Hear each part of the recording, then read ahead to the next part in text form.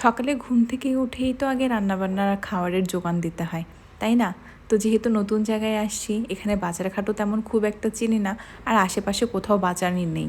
শুনলাম সবাই অনলাইনে অর্ডার করে জেপ্টো থেকে বা ব্লিঙ্কিট থেকে, আর না হয়ে সুপার শপ থেকেই কেনাকাটা করে নিয়ে আসে। আর এখানে একদমই মাছ পাওয়া যায় না বললেই চলে, যদিও বা মাছ পাওয়া যায় তাহলে সেটা শুধুমাত্র রুই মাছ।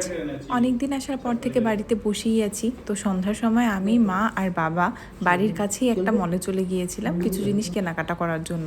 তার এর মধ্যে বাবা বলছে বাবার জুতা লাগবে, তো বাবা জুতা দেখলো এবং পছন্দ করে সেখান থেকে এক জোড়া জুতাও কিনলো। তারপরে আমরা খুঁজতে খুঁজতে সবজির শপে চলে এসেছি।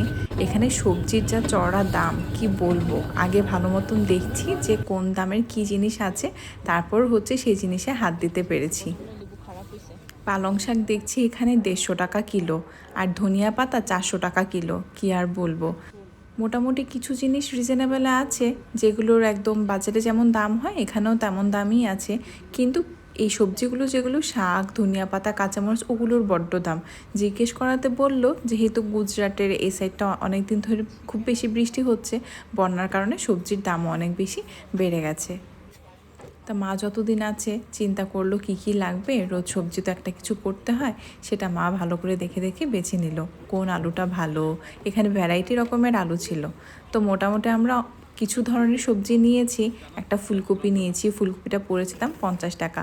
লেবু, পালং শাক যখন শুনলাম 150 টাকা কিলো, তখন হাফ কিলোই নিলাম পালং শাক।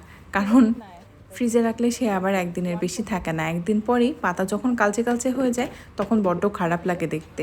আর নিয়েছি টমেটো, ধনে পাতা যখন জিজ্ঞেস করলাম শুনি 400 টাকা কিলো।